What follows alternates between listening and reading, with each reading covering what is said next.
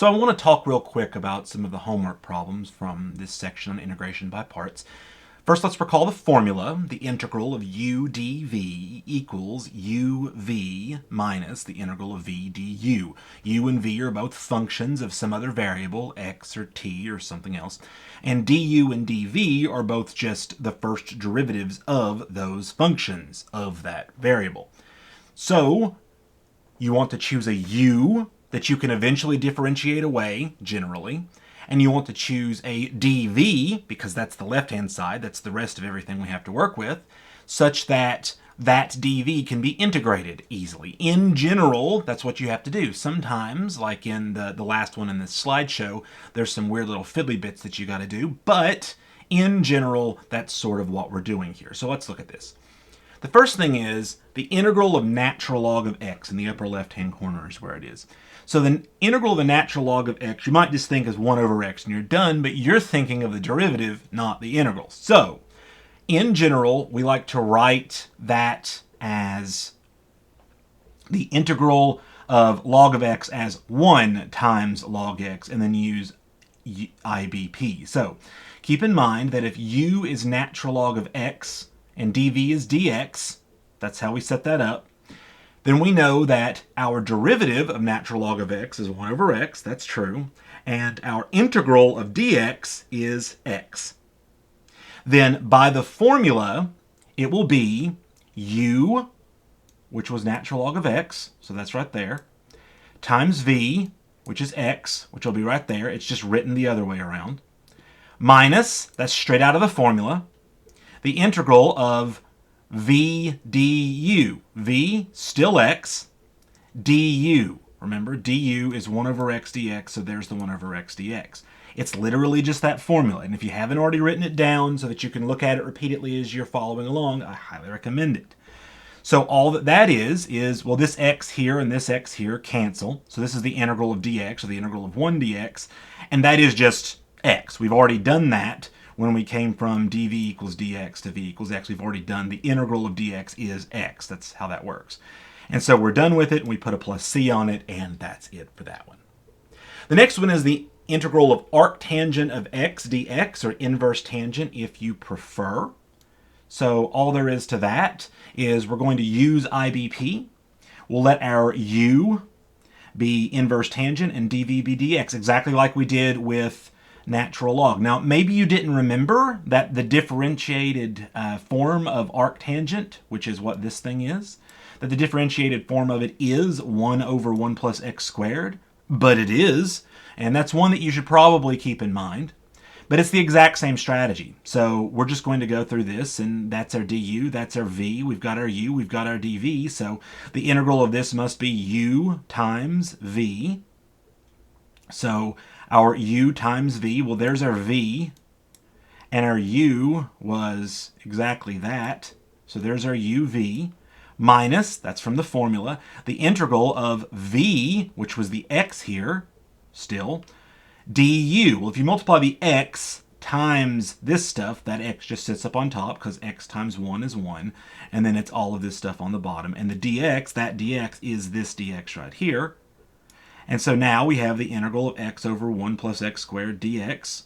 And so to solve that, we notice, hey, there's an x squared plus 1 on the bottom. If I take the derivative of that, I get 2x, which is sitting right up here, except for the 2 part. So I just use u substitution. Of course, I've already used u in the IBP, so I'm going to use double u substitution, still called u sub, confusingly. I'm going to let u be the thing on the bottom, 1 plus x squared. Well, when I take the derivative of that, I get 2x dx. Which means that x dx, this x dx part that we need for the u sub, is just going to be 1/2 dw. That's where this 1/2 comes from in the end. So we know that this integral then is 1/2 natural log of 1 plus x squared. We're just plugging everything back in as we need to, because we know that the integral, after we've plugged this in, that the integral of this 1 over x is going to end up being the natural log. But it's not the thing on the inside that we need. We don't want 1/2 log of w, we want 1/2 log of what w is. So how did we get from here to here? just go ahead and do the substitution. And by all means, pause the video and write out the substitution and finish this out. The practice will not hurt you, but you should be able to clearly see that. And the last step of this is we just substitute in what this is. It's this. So substitute it in, and do not forget your constant of integration, c.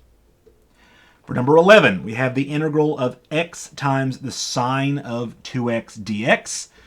This is a fun one. This will be an IABP problem. I see a multiplication. That's what I want to think. I let our u be the thing that differentiates easily, so that gives me that du is dx. And then I let dv be sine of 2x. So this is itself a u substitution. You can let u be, or w I suppose, be 2x.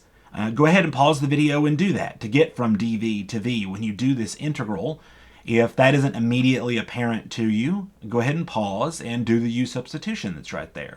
But otherwise, this is literally just plugging everything in.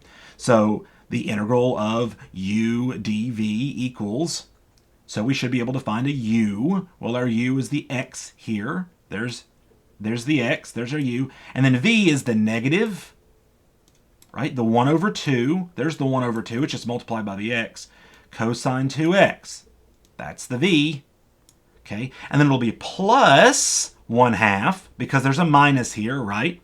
So it'll be minus from the formula, the minus from the v gives us a plus. This 1/2 is this 1/2, we just went ahead and pulled it out, times the integral of v du. Well, all that's left that we haven't already pulled out or dealt with is the cosine 2x dx. So that's right there. There's the cosine 2x, and then the dx comes from the du part, because that's all it is.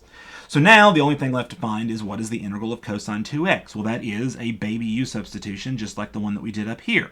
It's just 1/2 sine 2x. In general, by the way, the integral of cosine of a times x dx is 1 over a times sine of ax. It works the same way for sine to cosine, except there's a negative thrown in. Just keep that in mind, but you can go ahead and prove that to yourself using the u substitution if you want. From there, all there is left to do is just plug in this for this whole thing up here, and don't forget your constant c.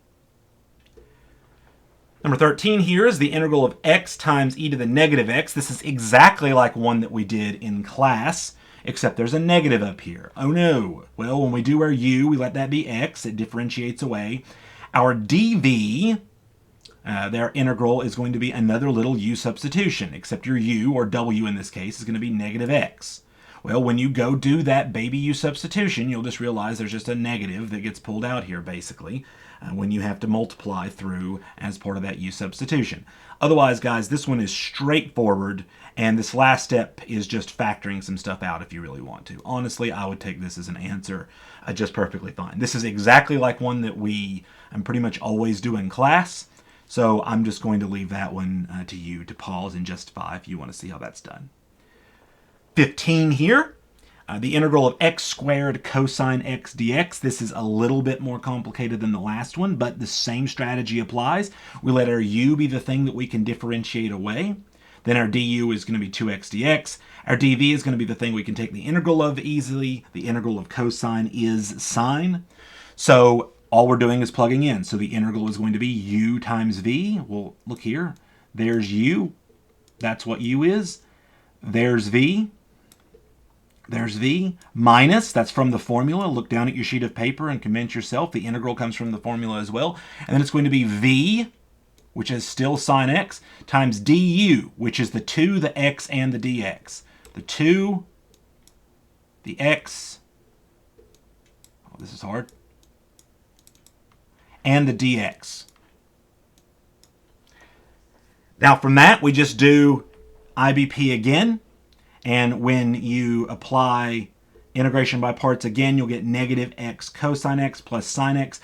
This is a very easy one. You just do the exact same thing again. Guys, pause the video and go ahead and do this. The extra practice is going to help you. This is the complicated part, but once you get to here, getting to here shouldn't be as hard.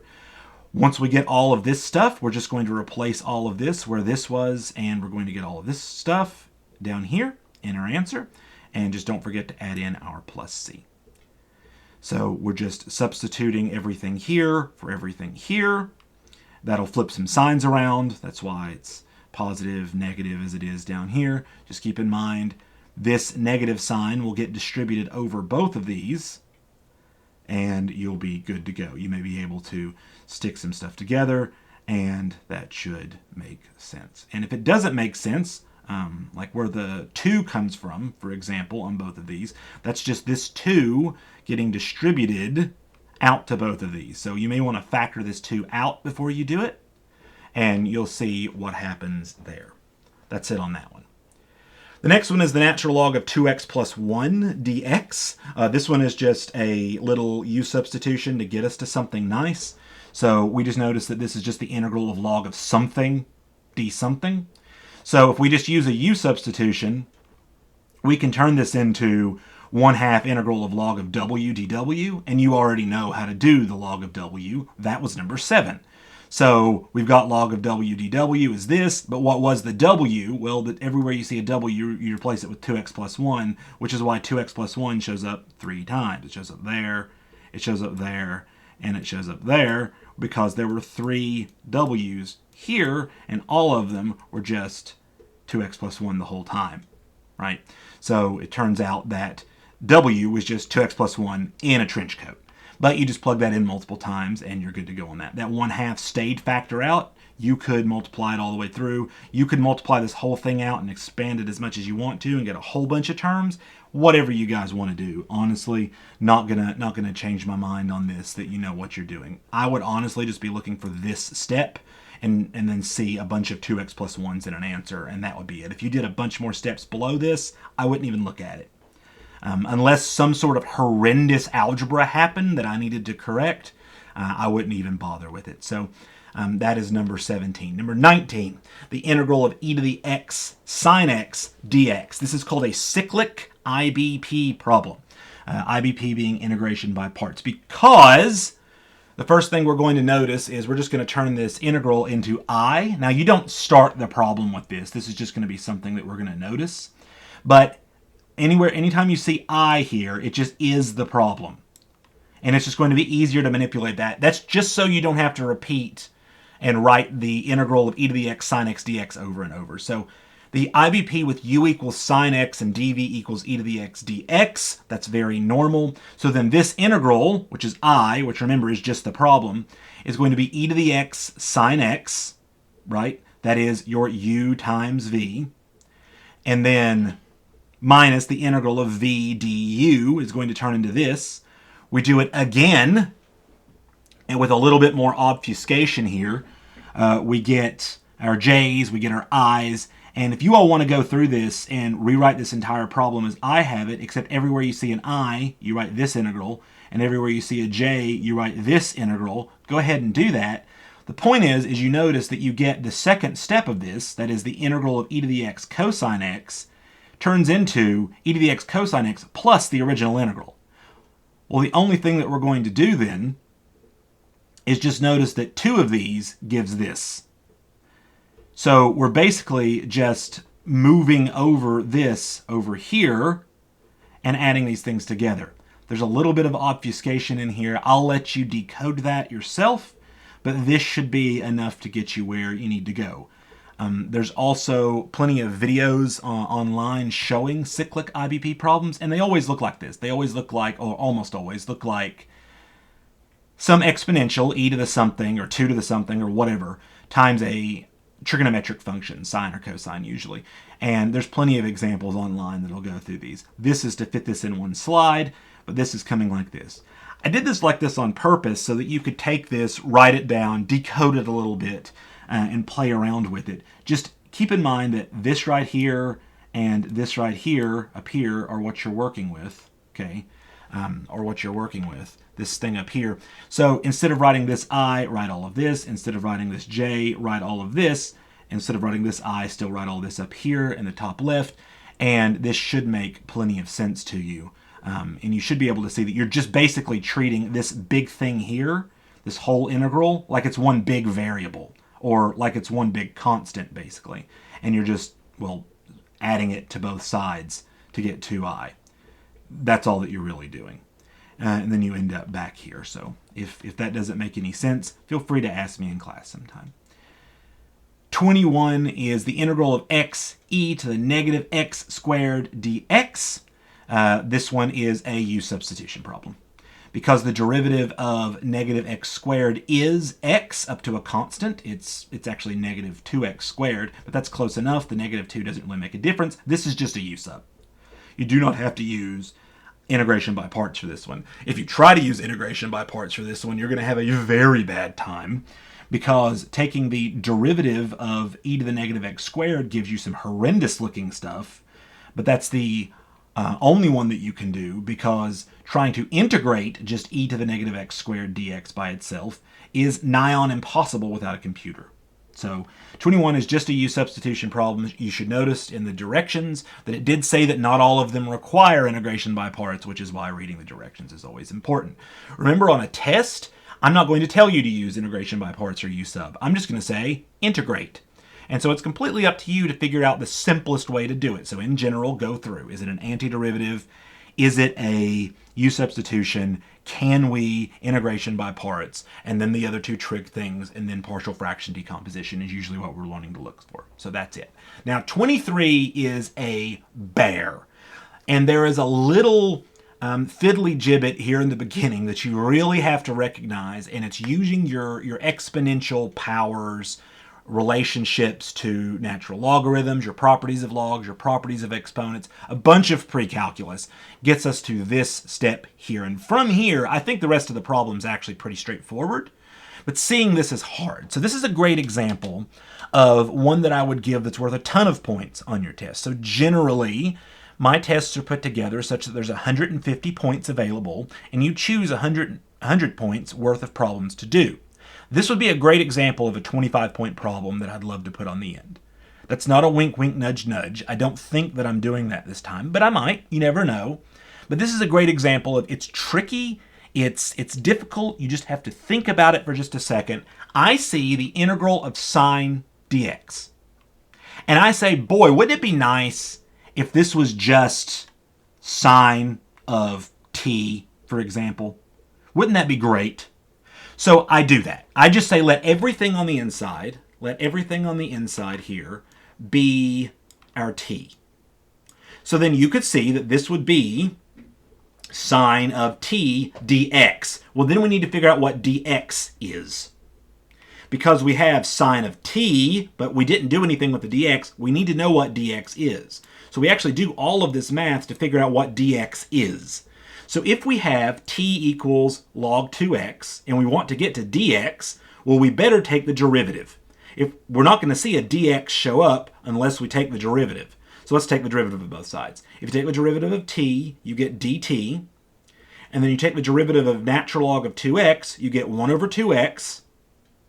And then the chain rule times 2 dx. That's just the chain rule. The 2's will cancel. The 1/2 and the 2 will cancel. And you just get 1 over x dx. Remember, we have a dx up here, but we have sine of t, because I let t be natural log of 2x. So I need to figure out what dx is so that I can write a dt up here so that we can do the integral. I can't take the integral of a t with respect to x. That doesn't make much sense. That's actually a chain rule. It's kind of what we're doing in reverse. So I say, okay, then to solve for dx, I notice that dx must be x dt, because I have dt as 1 over x dx, so I just multiply the x over to the other side. And then here's the big caveat. Here's the big trick. You have to notice that if t is natural log of 2x, then 2x has to be e to the t. What? If t is the natural log of 2x, then 2x has to be e to the t. Why? Look here. There's a 2x here, which is the 2x inside the natural log. But what we get in the end is t. That means that this must be equal to e to the t, because think about putting an e to the t where the 2x is. They're equal. So here is a 2x. I'm saying that's the same thing as e to the t. We'll put an e to the t there in your head, or write it down. What is the natural log of e to the t? Why, it's t, of course, because it has to be. And if this is true, then we can just solve this for x. Which means, once we've solved all of this stuff, that means necessarily, substituting in a dx, that dx must be e to the t over 2 dt. which means instead of writing this dx, we can write e to the t over 2 dt. That gives us the dt that we need. That is a lot of work just to do a single substitution. This is about as complicated as a U sub can get. We're using a bunch of properties and a bunch of clever stuff. But the impetus is, I noticed that sine of something d something would be much easier to do than this garbage that we're given. So I just say, well, then let's just make the inside real simple and let's figure out what dx has to be so it's the same variable as what I substituted for. I substituted t. So this needs to be a dt. There might be some other garbage that comes out, and of course there is, but I need this to be a dt. That's what all of this is doing. You've never seen that before. Why would you know how to do this? You wouldn't. But maybe you play around with it long enough and figure it out. Maybe when you see another one of these in the future, it makes sense to you. That's just step one, by the way. I hope that you've written this down because you need to, so if you haven't, go ahead and pause it. Moving on to the next step, we're just going to rewrite the integral. So we know that t is natural log of 2x, and that dx turns into this with respect to t. So we're just going to put all that in. So instead of log of 2x, that is just t, so we just write t inside the sign. And then instead of this dx, well, that is e to the t dt. E to the t over 2 times dt. Well, I just substitute that in. So then this entire thing just becomes, I pull out the 1/2, as you should, and you get the integral of e to the t sine t dt. This is a very standard exponential trigonometric integral that requires that cyclic integration by parts again, but you've done one of these before. By all means, pause the video and go ahead and do this. This is the one where you're going to do the integral, you'll get a cosine, you do the integral again, you get another sine, you add it to both sides and divide by 2, which is literally all that I'm doing here. I'm using L's, I'm using K's, you could try to decode this if you want to, but it's literally just take the derivative of this, the integral of this rather, that will be your u, your dv will be the rest of this. Do the integration by parts, you'll get something that looks like this except with a cosine. You'll do integration by parts again, you'll get this back, and then you'll just add this thing to both sides, and you'll come out with this sort of garbage down here. In the end, you'll get something that looks like this. You might have a 1/2 x, you might have all of this stuff multiplied, this term multiplied by both this term and this term, and you might have this written as 1/2 x sine log 2x minus 1/2 x cosine log 2x if you want. But this thing just gets deeper and deeper and deeper. But again, it's just another cyclic one like you've already done. That should conclude us. 23 minutes I think is pretty good. If you have any questions, we'll discuss it the next time we see each other.